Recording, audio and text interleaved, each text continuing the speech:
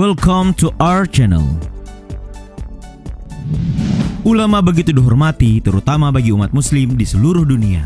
Hal ini berdasar pada keyakinan bahwa merekalah yang bertugas menyampaikan risalah Al-Quran dan hadis kepada umat manusia sebagai pewaris Nabi. Tapi tahukah kalian, tercatat dalam sejarah beberapa ulama Indonesia yang memiliki andil perkembangan Islam. Bahkan beberapa di antara mereka telah mendunia. Siapa saja mereka? Berikut ini ulasannya.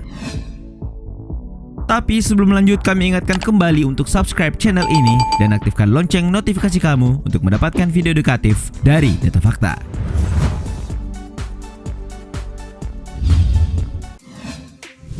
Syekh Ahmad Khatib Al-Minangkabawi rahimahullah.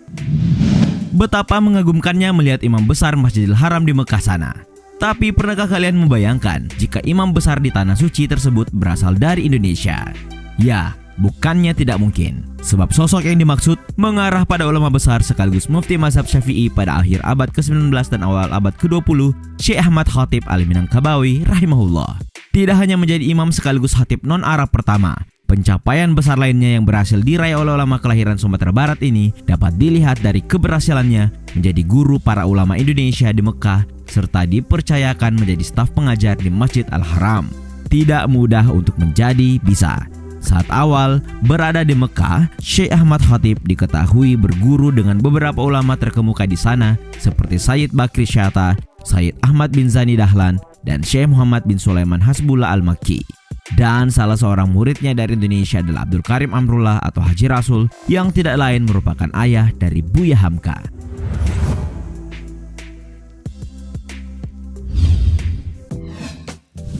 Syekh Nawawi Al-Bantani.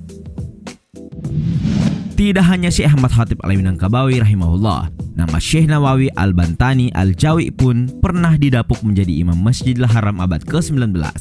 Syekh yang bernama lengkap Muhammad Nawawi bin Umar Ibnu Arabi bin Ali Al-Jawi Al-Bantani ini pun disebut sebagai Imam Nawawi kedua, di mana gelar tersebut diberikan oleh Syekh Wan Ahmad bin Muhammad Zain Al-Fatani. Lalu, apa yang membuat ulama asal Banten ini begitu tersohor? Ulama yang satu ini dikenal sangat intelek dan produktif. Terbukti dari dihasilkannya tidak kurang dari 115 kitab yang berhasil ia tulis. Kitab yang dimaksud meliputi fikih, tauhid, tasawuf, tafsir, dan hadis. Saat mengajar di Mekah pun, ia memiliki 200 lebih santri. Nah, saat ini makamnya terletak di pekuburan Ma'la di Mekah. Makam beliau bersebelahan dengan makam anak perempuan dari Sayyidina Abu Bakar As-Siddiq, Asma binti Abu Bakar As-Siddiq.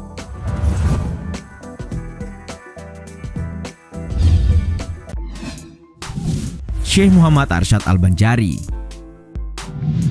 Ulama asal Indonesia yang satu ini dikenal dunia karena karismanya. Ya, ulama yang dimaksud adalah ulama asal Banjar, Syekh Muhammad Arsyad Al-Banjari.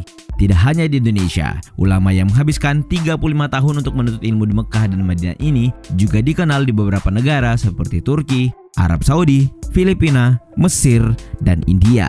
Nama-nama tersohor seperti Syekh Muhammad bin Sulaiman Al-Kurdi, Syekh Athaillah bin Ahmad Al-Misri, Syekh Ahmad bin Abdul Mu'nim, serta Syekh Muhammad bin Abdul Karim Al-Qadri pun pernah menjadi tempat bagi Syekh Al-Banjari untuk mendapat pengetahuan baru.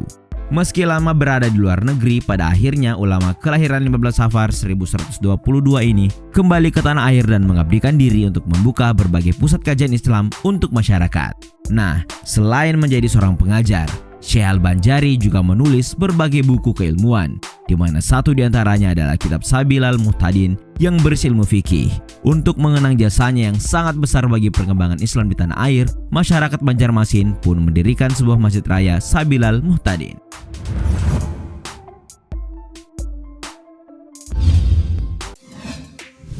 Syekh Sayyid Utsman Betawi. Dari namanya sudah ketahuan bahwa ulama yang satu ini berasal dari tanah Betawi. Bahkan sosoknya dikenal sebagai sosok ulama besar yang menjadi guru dari semua guru agama, khususnya bagi masyarakat Betawi. Meski berdarah Arab, ulama yang bernama lengkap Al-Habib Utsman bin Yahya bin Aqil bin Syekh bin Abdurrahman bin Aqil bin Ahmad bin Yahya ini faktanya lahir di Kampung Arab, Pekojan, Jakarta Barat dan menetap di Patamburan, Jakarta Pusat. Soal keilmuan tidak perlu diragukan lagi. Bagaimana tidak? Habib Utsman diangkat menjadi mufti pada pertengahan abad ke-19 setelah 22 tahun menimba ilmu di lebih 10 negara untuk memperoleh dan mendalami bermacam-macam ilmu seperti ilmu fikih, tasawuf, tarikh, falak, dan lain-lain. Mufti sendiri mengacu pada seorang ulama yang mengeluarkan fatwa sebagai jawaban atas persoalan umat berkaitan dengan hukum Islam. Untuk tulisan, Habib Utsman telah menulis sekitar 100 kitab dalam huruf Arab gundul yang masih bisa ditemui di Gedung Arsip Nasional, Salemba, Jakarta Pusat hingga hari ini.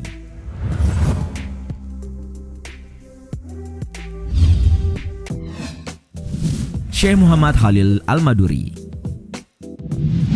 Ulama yang satu ini tidak perlu diragukan lagi keilmuannya. Terlebih, ia begitu dekat dengan lingkungan belajar agama Islam karena berasal dari keluarga ulama. Nama lengkapnya saja adalah Kiai Haji Muhammad Khalil bin Kiai Haji Abdul Latif bin Kiai Hamim bin Kiai Abdul Karim bin Kiai Muharram bin Kiai Asrar Karamah bin Kiai Abdullah bin Said Sulaiman, di mana nama terakhir dalam silsilahnya yakni Said Sulaiman diambil dari sang kakek Syarif Hidayatullah atau Sunan Gunung Jati, satu dari 9 wali Songo. Karena usia mudanya ia habiskan untuk berangkat ke berbagai pondok pesantren demi belajar ilmu agama, tidak salah jika ia berhasil menjadi hafiz dengan penguasaan 7 qiraat atau cara membacanya. Pada tahun 1276 Hijriah, tepatnya pada tahun 1859, Kiai Muhammad Khalil melanjutkan pelajarannya ke Mekah dan sekembalinya dari sana, ia tersohor sebagai ahli nahwu, fikih, dan tarikat di tanah Jawa. Tidak hanya sampai di situ, demi mengembangkan pengetahuan keislaman yang telah diperolehnya, ia mendirikan pondok pesantren di desa Cengkuban dan telah membina generasi penerus yang dikenal masyarakat luas seperti Kiai Haji Hasyim Asy'ari dan Kiai Haji Bisri Mustafa.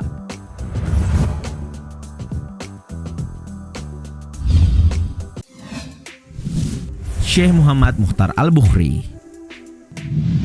Tak hanya Syekh Muhammad Khalil Al-Maduri, ulama yang satu ini juga mendapatkan genjutan ilmu agama pertamanya di lingkungan keluarga sehingga ia telah menjadi hafiz sejak usia muda.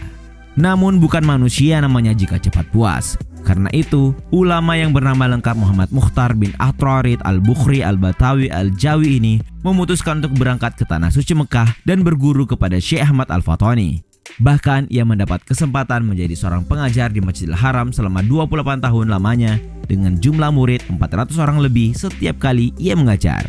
Syekh Mukhtar Al-Bukhari pun telah menghasilkan beberapa karya yang tersebar berupa cetakan yang ditulis dalam bahasa Arab maupun bahasa Melayu. Di antaranya adalah Taqribul Maqsad fil Amali bil Rub'il Mujayyab yang berisi tentang ilmu falakiyah. Secara penguasaan disiplin ilmu, beliau dipercaya banyak menguasai disiplin ilmu termasuk ilmu-ilmu hadis dan tetap berpegang pada mazhab Syafi'i.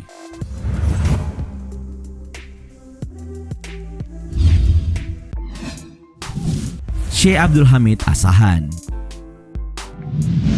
Dalam berbagai perbincangan media sosial, orang-orang selalu menghubungkan Syekh Abdul Hamid dengan ulama berdarah Kudus Jawa Tengah. Meski belum valid, namun tak bisa dimungkiri bahwa salah satu karya beliau, Lataiful Isyarat dalam bidang usul fikih, paling tidak dikaji di berbagai pesantren di Jawa. Ya, diketahui Syekh Abdul Hamid lahir di Mekah pada tahun 1277 Hijriah atau 1861 Miladiah. Dan sebagaimana pendapat Syekh Yasin Padang, julukan Al-Musnid berhak disematkan kepadanya mengingat beliau termasuk ke dalam jajaran ulama yang mempunyai banyak jalur sanad periwayatan keilmuan dalam bidang hadis dan lainnya. Dan tahukah kalian, Syekh Abdul Hamid merupakan ulama generasi kedua yang menimba ilmu di Al-Azhar setelah Syekh Ahmad Patani yang berasal dari Thailand. Nah, sementara soal produktivitas, Syekh Abdul Hamid telah menulis dalam berbagai bidang keilmuan seperti sejarah Nabi dan keluarganya serta ilmu-ilmu syariat. Itulah tadi sejumlah ulama tanah air yang keilmuannya begitu dihormati di seluruh dunia. Nah, kalau kalian ingin menambahkan beberapa nama lagi tidak? Terima kasih sudah menonton, jangan lupa like dan share. Nonton juga video-video edukatif lainnya yang sudah kami sajikan untuk kalian. Sekali lagi, jangan lupa subscribe dan tinggalkan argumenmu di kolom komentar. Sampai jumpa di video edukatif Data Fakta selanjutnya.